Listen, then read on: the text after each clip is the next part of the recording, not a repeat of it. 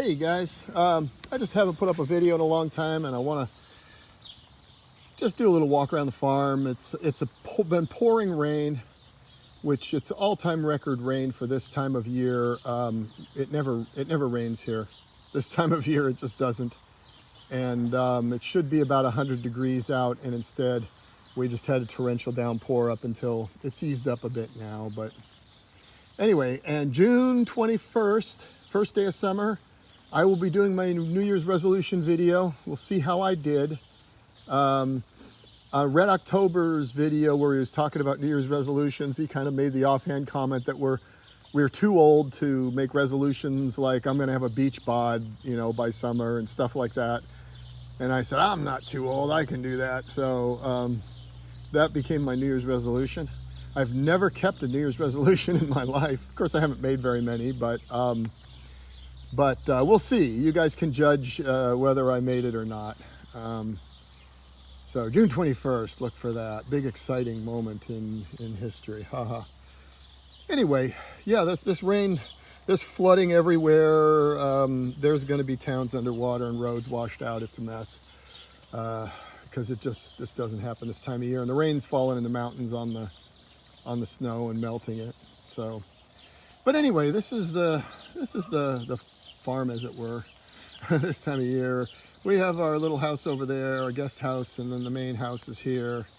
And in between's the swimming pool area and jacuzzi and stuff. And we got grapes. You can see the grapes forming. I don't know if they show. There we go. And a bunch of grapes. And we got apples on the apple trees. And somewhere there, I've learned how to work this camera. There we go. And then persimmons on the persimmon tree, and Fuyu persimmons are by far the best. And they're really good canned. My wife cans them. They're really good canned. They keep. They're sweet. Pomegranates. Pomegranates are a great kind of a deserty area survival crop. They're just so tough. They're so drought tolerant. It's amazing. And we got the peaches. And I think that's a different kind of apple. I don't know.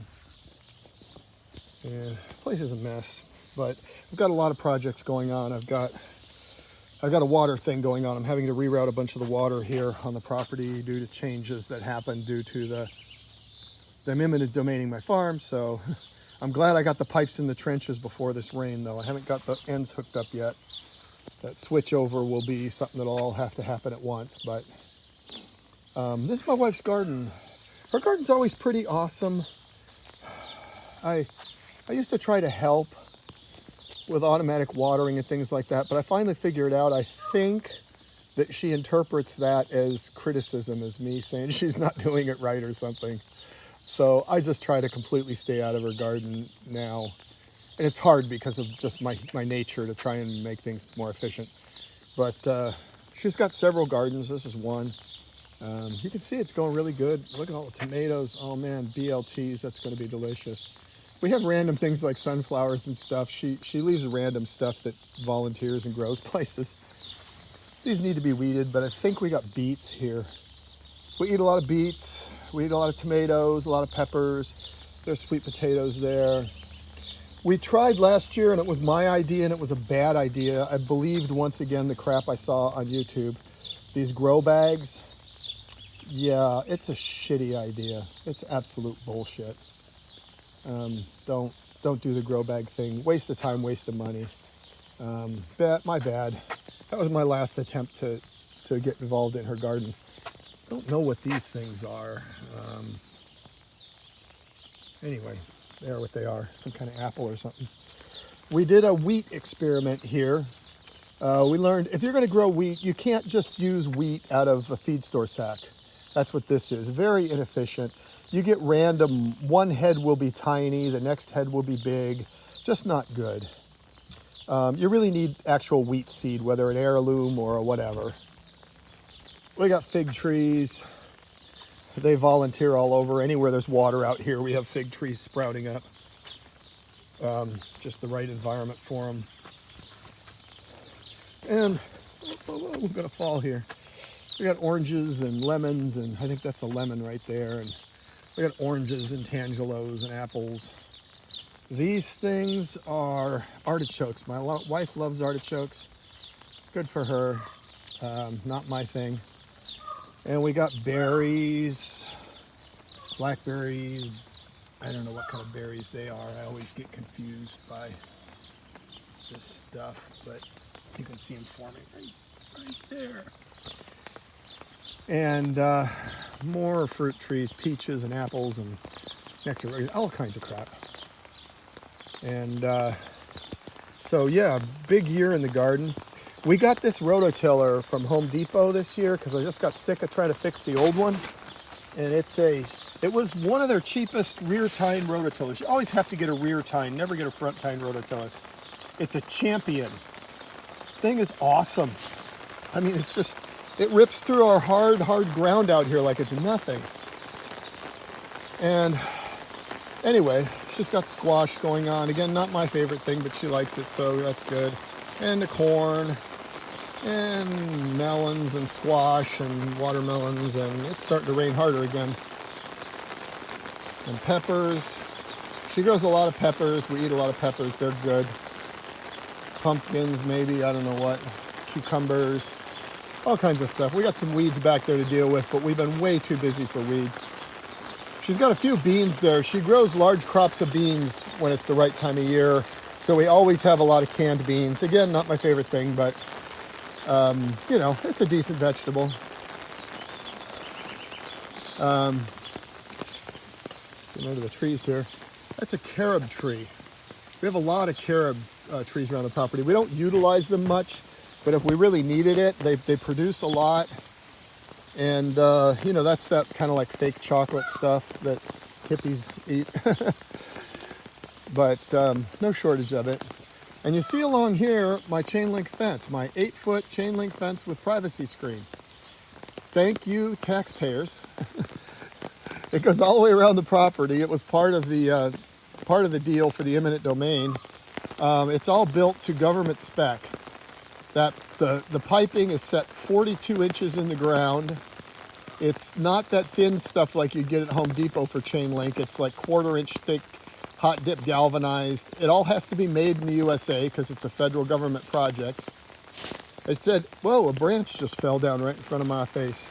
A little branch.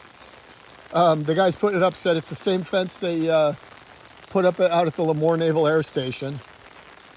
All mil spec stuff. And they used 30 yards of concrete just on setting the posts. The posts are all set in big, thick concrete bores. It was an epic job. I tried to get the guy to tell me how much they were getting paid for at the fence company.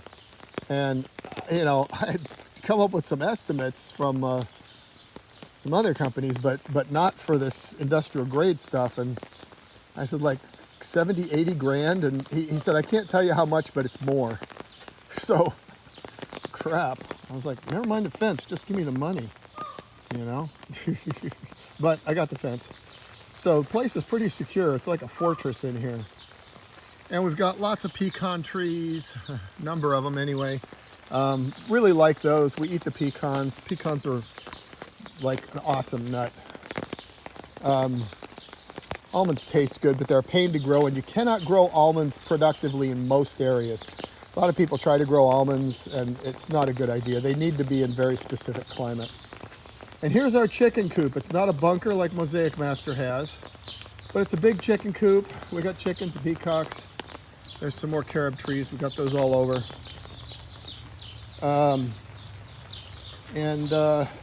You know, it's very, very serviceable. Big and roomy. It's an old equipment shed that's been modified. And there's our mommy peacock. Hello, mommy. And then it goes out into an outdoor area. This is kind of a general junk storage place. Of course, the whole property is kind of a general junk storage place. But Oh gosh, I'm running in 10 minutes. I'm sorry, guys. I'm just going to show the outside chicken coop, and then I'm going to call this short. I don't mean to waste your lives on my nonsense. But see, and then here we've got an 8-foot homemade fence, and keep the chickens in, because the chickens will shred the garden. And then we put up this netting here in the outdoor area. Now this is 150 feet long, and I want to say 25 feet wide, something like that, 30 feet wide. And you see that netting up there? That's to keep the chickens and peacocks in and to keep hawks out. And that netting you can buy on Amazon, and it's really cheap. This whole 150 foot long stretch of it was under $100. So pretty epic, good netting. And we've had it before, and it lasts many, many years. It's good stuff. Good stuff. Anyway, so you see how that flooded area and how wet the ground is? This stuff just doesn't happen here. Unbelievable. Unbelievable for this time of year. Anyway, I'm out of here. Sorry for wasting your time. See you guys soon.